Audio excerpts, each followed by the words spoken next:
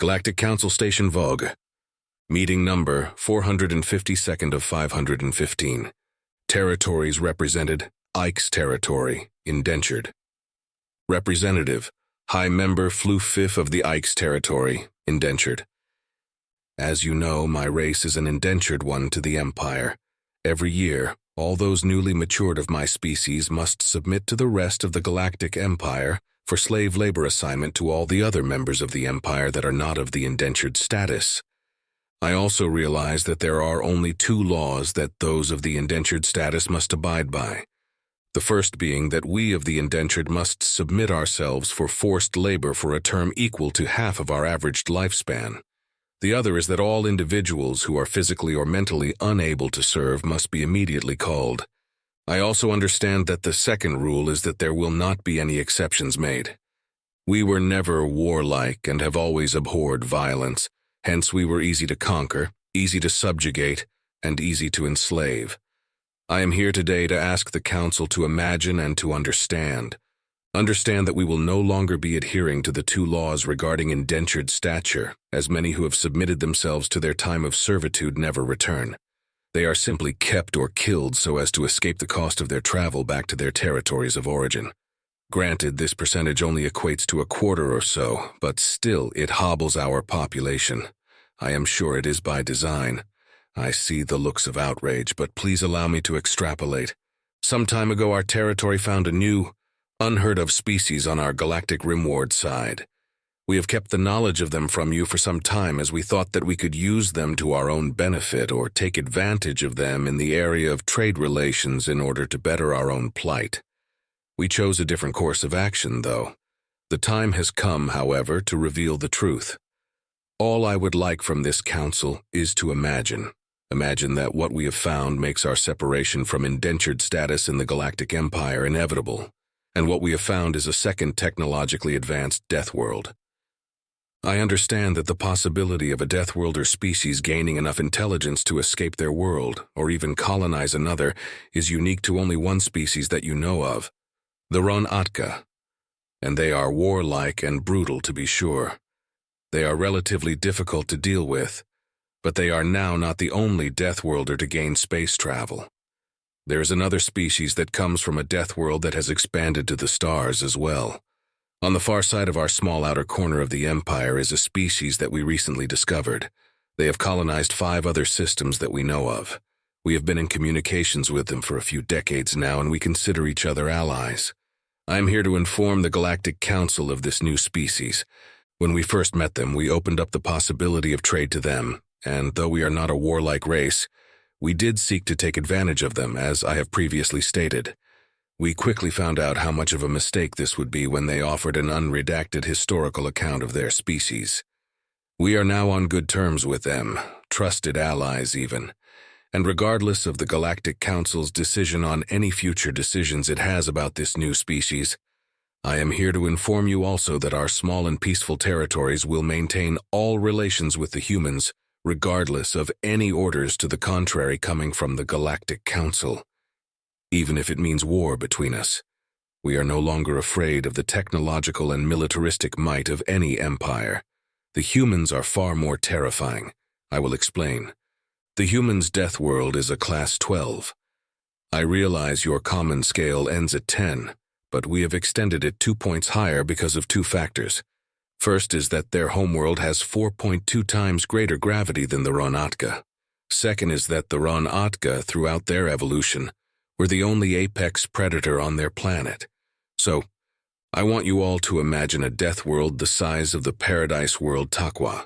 Now imagine that in every biosphere on that planet there are many different types of apex predators, hundreds if not thousands of what we would call apex predators. Some are even smaller than the buttons on your consoles. Many are more than double the size of a Ron-Atka, and could best them even if the Ron-Atka were wearing fully powered battle armor.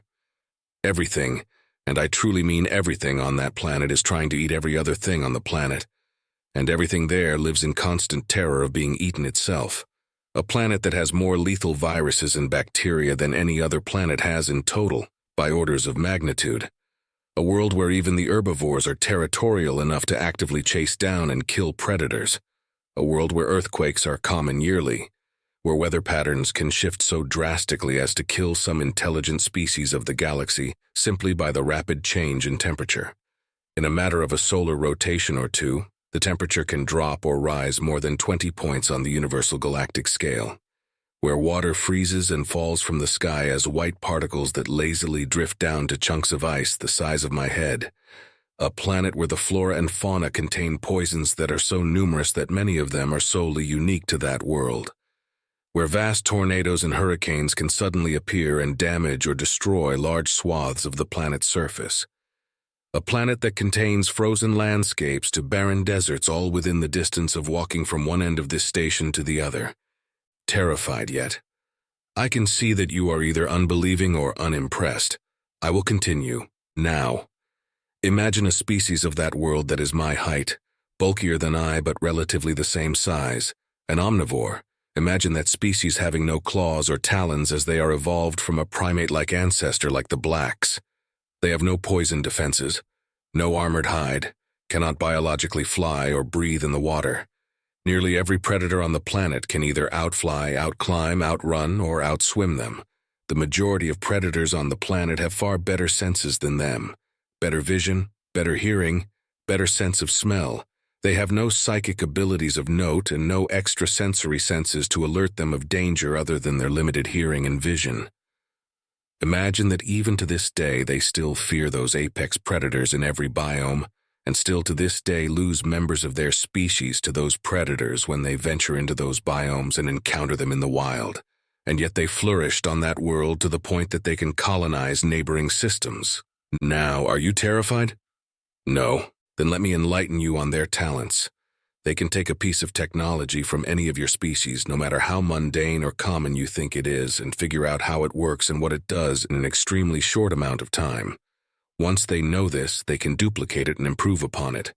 So much so that in a surprisingly short amount of time, its capabilities are superior to the original. Also, they can modify it to perform far more functions than it was originally intended for. Then they can further modify it to perform functions that you never thought of. They can turn any tech or object into a lethal weapon. Any tech. Any object. Their entire evolution was a brutal and constant battle for survival. They evolved as pursuit predators. They hunted and operated in tribes before their agricultural stage, in societies in their industrial age, and in nations in their current stage. In every stage, they also combated each other, sometimes to the point that they would engage in global warfare against each other. Yet they survived. They yearn for and strive for peace and unity, but have only experienced that state as intermissions between conflicts or battles for survival.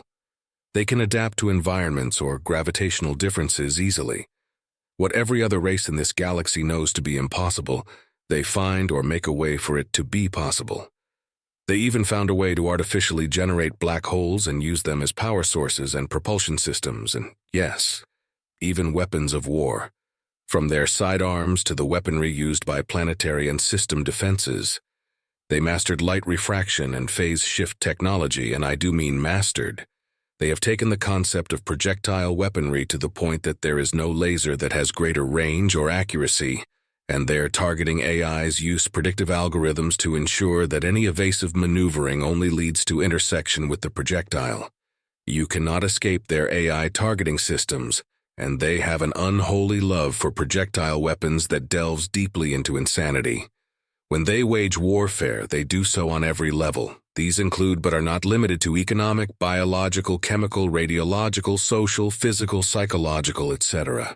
They wage war in every aspect that they can think of. What you call overkill, they simply call being thorough. They are imaginative and creative and cunning on a scale you cannot even comprehend. Their artistic expression can engage all 5 of the common senses, and can be mind-shattering in its beauty or insanely nightmarish or of any scale and blend in between. Now, are you terrified? I see that many of you have decided that I am simply telling you a fantastical story, and that what I say cannot possibly be true.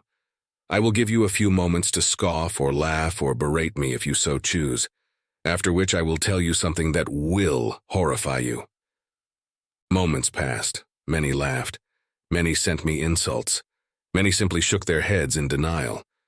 Then the elder of the Galactic Council asked, "What more do you feel it is necessary to waste this council's time with? Know that there will be repercussions for this. However, it is the policy of this council to allow you to speak." Continue. "Very well. I must inform the council that the humans, as they call themselves, have demanded of us an introduction to this council, and that they are here now. I see no evidence of that on any scanner and none in chamber either," the elder said with an incredulous laugh. "Do you remember when I said that they have mastered light refraction and phase shift technology?" I responded. "Laughable, as those technologies are dead-end endeavors and are thus impossible to achieve," the elder said disgustedly. "Do you remember when I said, what every other race in this galaxy knows to be impossible, they find or make a way for it to be possible?" I replied. "Prove it," the elder demanded with a shout, standing as he did so. I raised my hand out in front of me and made the sign that humans call a thumbs up. Immediately, the station scanners went into overdrive and every warning klaxon went off. A new and artificial moon faded into existence in orbit around the planet the station was parked over. A second later, ships faded into existence in the space around the planet. Thousands, then tens of thousands, then hundreds of thousands. A second after the last ship faded into existence, entities on the station and in this very chamber faded into view. Their numbers tripled the occupancy in the council chamber alone. Every one of them in strange battle armor that was so black it absorbed ambient light without any reflection at all. All save one, a lone human dressed in a simple black flight suit with no adornment. He had bright green eyes and the graying hair of advanced age. He appeared an arm's length away from the council elder and uttered only one word, "Howdy." Then he raised his arm and aimed an archaic slug-throwing weapon and pulled the trigger. The elder's head violently exploded in a shower of viscera. Every non-human in the room was immediately deafened at the incredibly loud report of the weapon the human called a Smith & Wesson Model 500. But me, I, as instructed by my human allies, had my digits in my ears.